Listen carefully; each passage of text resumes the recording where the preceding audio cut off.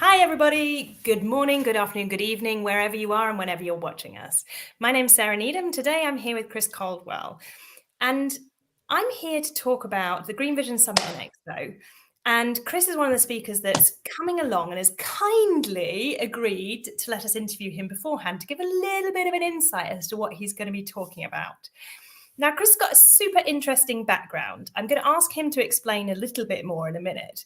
But the thing that when I was reading about what Chris has done and what he's doing now that just kind of resonated with me and all the things that I'm trying to do is about using the expertise to drive sustainable solutions and contribute to the transition towards a greener future.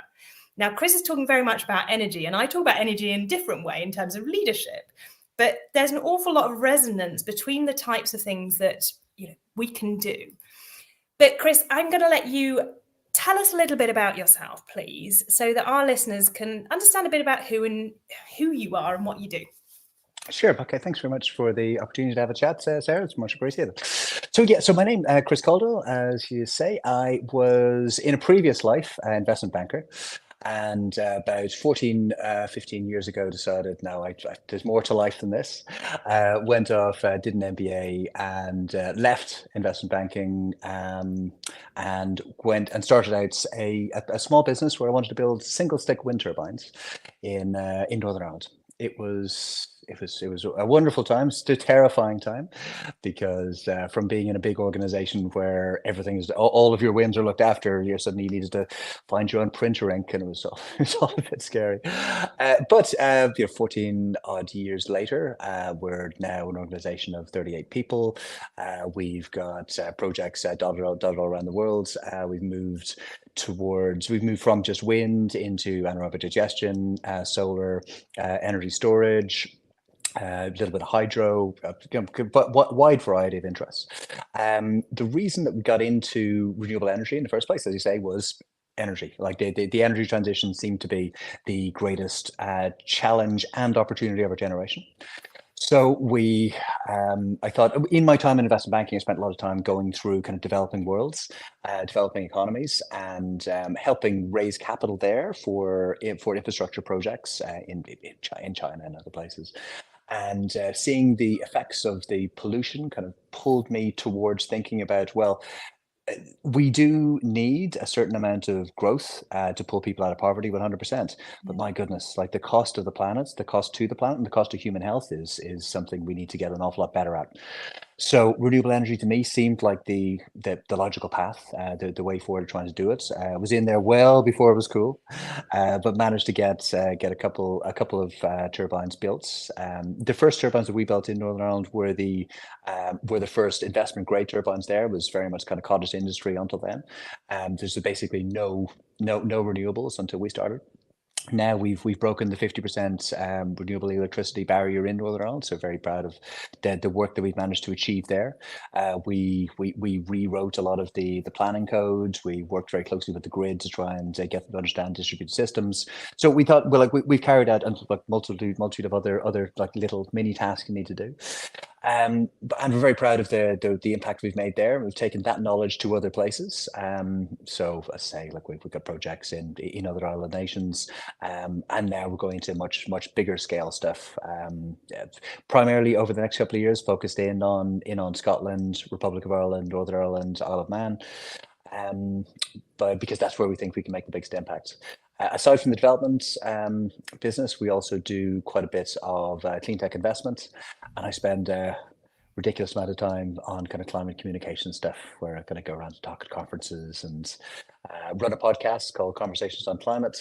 And because not for any sort of like for profit reasons or anything like that, it's just because the messages that the people we talk to are so important that I think they should be promoted and should get out there into the real world.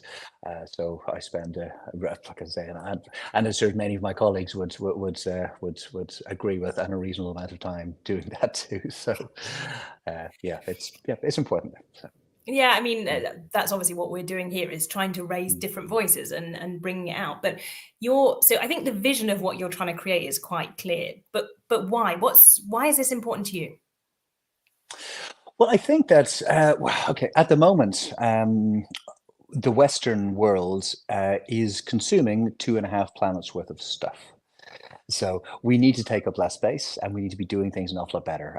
It is very personal to me as a father, as someone who I believe that we should be making the world a little bit better and handing it on a little bit better to the next generation, as opposed to be, draining its resources and writing checks that ultimately they'll have to pay.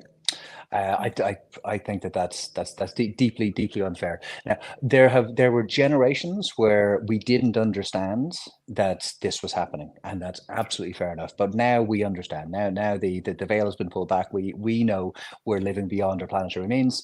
So there's a responsibility for all of us to be trying to focus back and try and make sure that the world is a little bit better tomorrow than it was today. And really importantly, if we're looking, so over the last kind of 50 years, like as one example, we've lost 20% of the Brazilian rainforest. Yeah. It's predicted that by 2050 we'll lose another 20%. Now, we could, even before that extra 20%, and as early as 2040 by some estimates, hit that tipping point where the rainforest stops from being a rainforest and turns into a dry savanna. And the implications, the climatic implications of that, like one, the ecological implications and the biodiversity implications are huge. Like 25% of the entire terrestrial biomass of the planet is in the and diversity of the planet is within the rainforest. It'd be gone, it'd be lost. But the climate implications of that is that as well. Just but not even worth thinking about. Like the amount of additional carbon that would then put into the atmosphere, the extra heating that would then create, the extra kind of the knock-on tipping points of that happening, of kind of melting ice caps, rising sea levels. It's a world that none of us wants to live in. And it's something it is avoidable. We can, if we get out in front of it and we take the actions that need to be taken, we can make the changes that are required. But we just need to get out there. People need to understand it. We need to talk about it. People need to understand the urgency of it, and then we need to go and just get it done. It's interesting you talk about this, because obviously we touched on this before we came online, as to, this can be quite a difficult subject to talk about. And you're talking about this in terms of communications. You say you've got your own podcast, you talk about this an awful lot. So you're influencing people, you are able to have these conversations where it's quite a dim picture, but there are opportunities, like you say.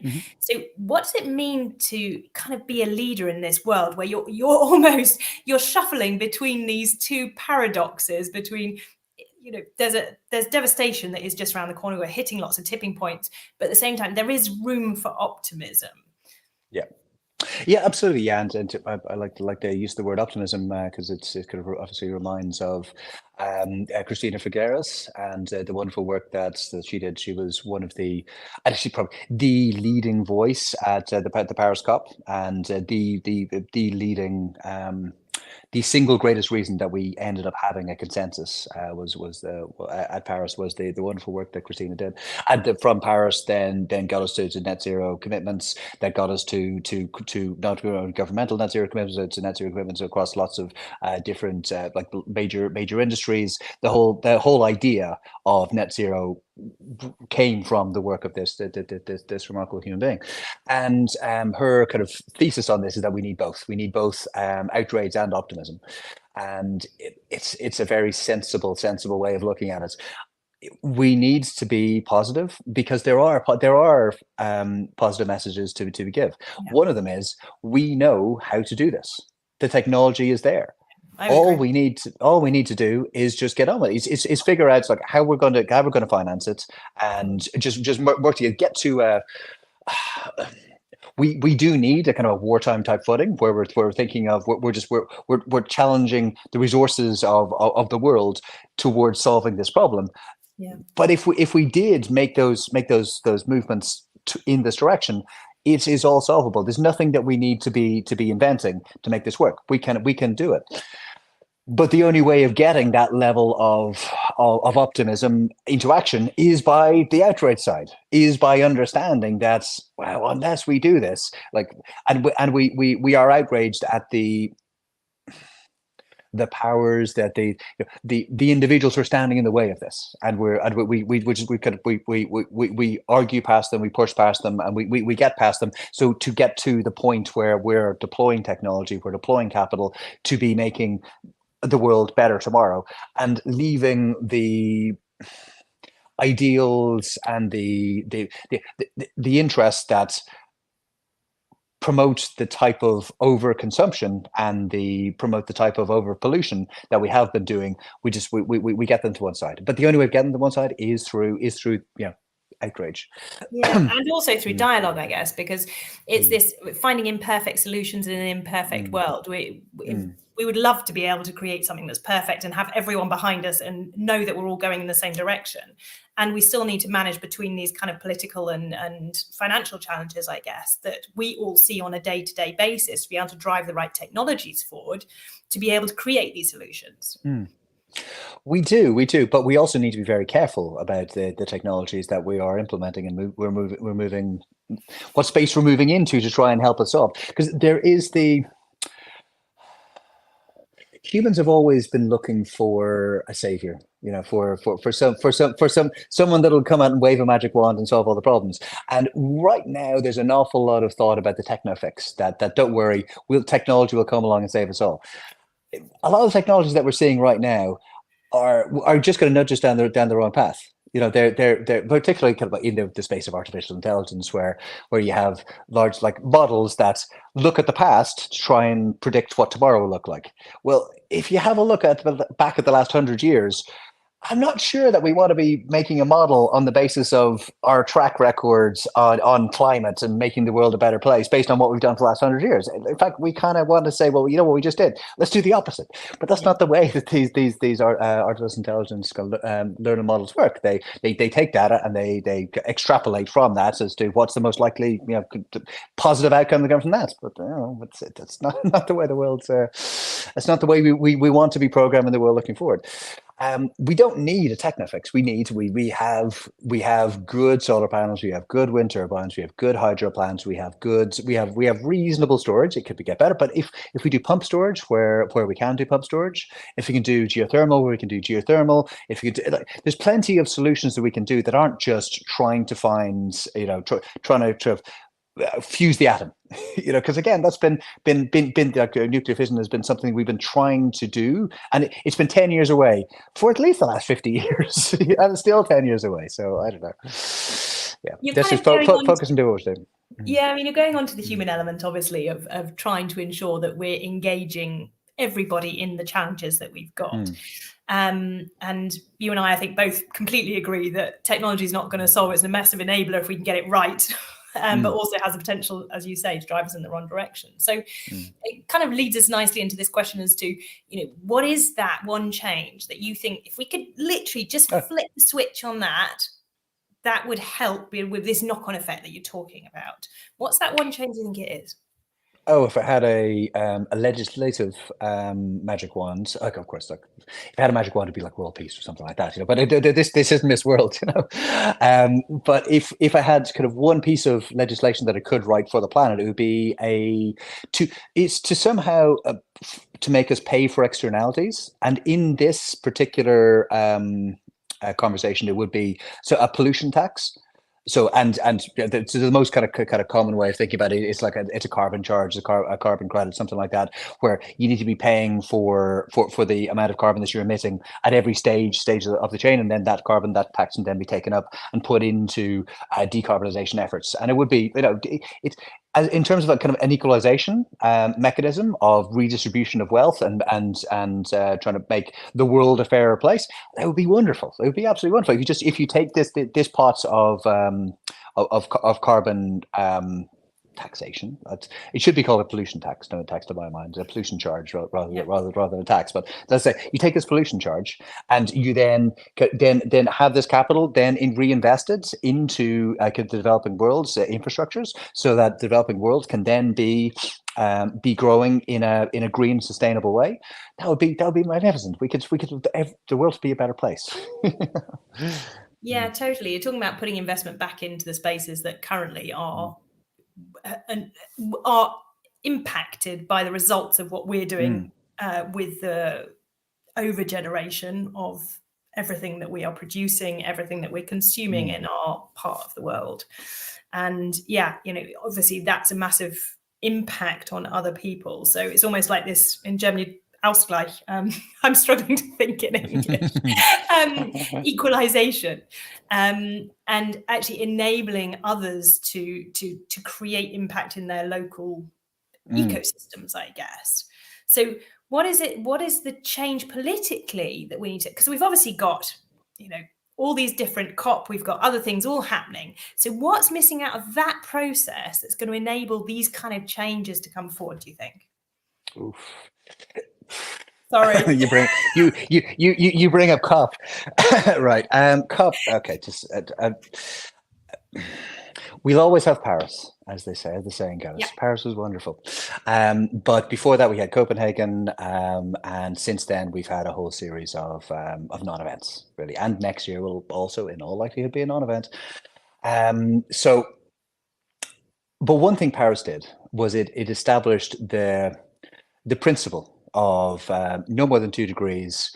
We strive for 1.5. Do all we can do to strive for 1.5, and everybody signed up to that. So, and honestly, we don't need any more commitments than that. As long as people align to that interest and say no more than 1. What if we're trying to keep it to 1.5 degrees? Well, that means we need to be transitioning away from fossil fuels, and quickly. That means we need to be transitioning to renewable energy, and quickly. That means there's a huge amount of stuff that is impossible without that is impossible if this is the unified goal. The problem with COP, though, is that it then becomes it's expanded. It has been sponsored by Egypt was sponsored by Coca-Cola. Lead sponsor was Coca-Cola. That's ridiculous. Like, the world's greatest user of petrochemicals in the world, Coca-Cola, like in its bottles and transportation, whatever else, is the lead sponsor of COP. Then you had last year's COP, with the head of the ADNOC as the CEO of COP, and not standing back from his day job as being the leader of a fossil fuel of a national fossil fuel company. And then next year, Baku, again, it's another kind of fossil fuel driven state. So we're not seeing tremendous amounts of progress. And the only reason we had progress last year was because of a few very, very brave people and a few very, very strong people who stood up and made all the right noises at the right time. So one of the big things was President Mary Robinson. I don't know if you saw that She Changes Climate talk, where she just took the brunt. Like she was a female, which clearly is not was made for the conversation a little bit difficult for Dr. Sultan, but he reacted very poorly to taking tough questions from someone who he was really quite disrespectful to, and his reaction was so extreme it provoked a big outrage, which was wonderful. We needed that outrage. Then we had the leaked letters from OPEC saying that this is a crisis, an existential crisis to us. As oil producing nations, we need to push back. We need to stop action, and that was brave. I have no idea who leaked that, but whoever leaked it was an extraordinarily brave human being, because that again created an awful lot of backlash, and it forced countries to take a side. And it was in that forcing countries to take a side we did get the wording. Whether it's phasing out, phasing down, transitioning away, doesn't matter. It all means the same thing. It means finally in a COP we've got the words written down that fossil fuels are yesterday, and tomorrow we need to move to something else. But the one thing that the COP process does show is that it is no longer the place for the innovation that we need it to be. So things like the Green Vision Summit Expo, can and should be stepping into that type of reach. We need this type of conference that's independent of the COPs, that's independent of those special interests, to convene, to have kind of world leaders, have business leaders, have political leaders, past and present world leaders, CEOs, thought leaders, to get together, convene, and share ideas, and try and figure out, because it's now kind of moved beyond. Assuming we have Paris and we have that as the commitment for the world, then it's down to the rest of us, who aren't necessarily in that kind of small inner circle, to then go and make it happen. So we need to be convening. We need to be sitting around. We need to be talking. We need to be sharing ideas. We all need to be getting on the same page, and having like these types of kind of summits and expos is all part of that message. I totally agree with everything that you've said, in the fact that we quite often as humans, it comes back to something you said earlier, we kind of wait for somebody else to come in and give us the answer, or we wait for someone else to come in with this magic solution and wave their wand. And actually it takes all of us getting involved and taking action. And we've shown, I think, as you've rightly said in the last few years, that these big summits are not necessarily the places where action is going to happen. It's got to come up through the independent actions of a lot of us working together. And so definitely everything that you're saying in terms of, we're creating Green Vision and Summit and Expo to go and collaborate, to take action. And it fundamentally, we want it to be different. We want to have these challenging conversations on stage live, where people can, get involved, feel a bit uncomfortable, but recognize actually we've got to be uncomfortable to be able to create change. That's what we know of human beings. So this space and what we're generating, and some of the, like you say, the outrage that's coming at the minute, is actually good, because we're not going to create it from a space of safety and security and everything else. We've got to take action in the face of everything else that's going on around us. So let's go into what your intention is with getting involved in the summit. What's the role you want to play? Why is it important to you? You've spoken about it a bit already, but just maybe go into it from this kind of specifically for this event. Yeah. No, I believe that we all have responsibility to be trying to get, if we firmly believe that this is the challenge of our times, and I do firmly believe the challenge of our times, it's our responsibility going out and trying to raise awareness, and trying to share ideas, trying to convene really significant groupings of people together, from all parts of society, all parts of business, all parts of politics, media, trying to get everybody into a room and trying to share. It's this particular summit and expo. It's geographically, it's very interesting. Kind of Malta is it's the potential to be a bridge between Europe and Africa, Middle East is huge. The ambition of the summits is significant. The potential of the country itself to be a base for the energy transition is material in itself too. Yes, there's a responsibility to go out and try and do this. And when I was invited to come and have a chat, I thought, oh, this is great. And I very much admire the bravery of putting something of this scale together, and I also admire the bravery of not being afraid to ask the difficult questions. So, like, taking on ideas that So I'll just give kind of two little examples. Kind of one is one of the things we're going to be talking about is carbon capture and storage, and another is hydrogen, and they're both deeply problematic. They both have potential. They can both be very positive, but they can also be extremely negative. And the idea that we can be taking on these and look at them from both sides, not just being a marketing exercise and saying no, this is the solution, this is the Holy Grail. So no, where you challenge, and we challenge each other, and that's very rare. In most cases, most conferences that I've been at, you get kind of representatives going up and they're unchallenged, and they just give the marketing pitch. And that's what I really appreciate here is it isn't a marketing pitch. It is a cold hard look at the facts on the ground and what the right solution is in this particular circumstance. And I think it's really important today.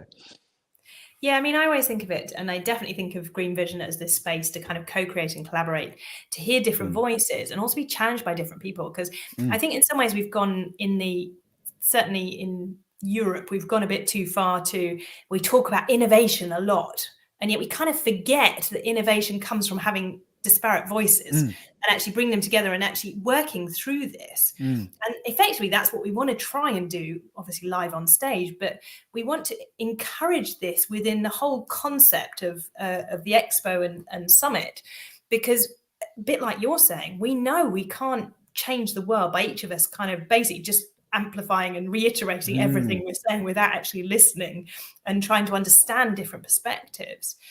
So that for us is a major part of it. And I know you're going to be leading on the energy piece, and then that's great, because I think it does take someone with this kind of level of insight into it to lead these discussions through.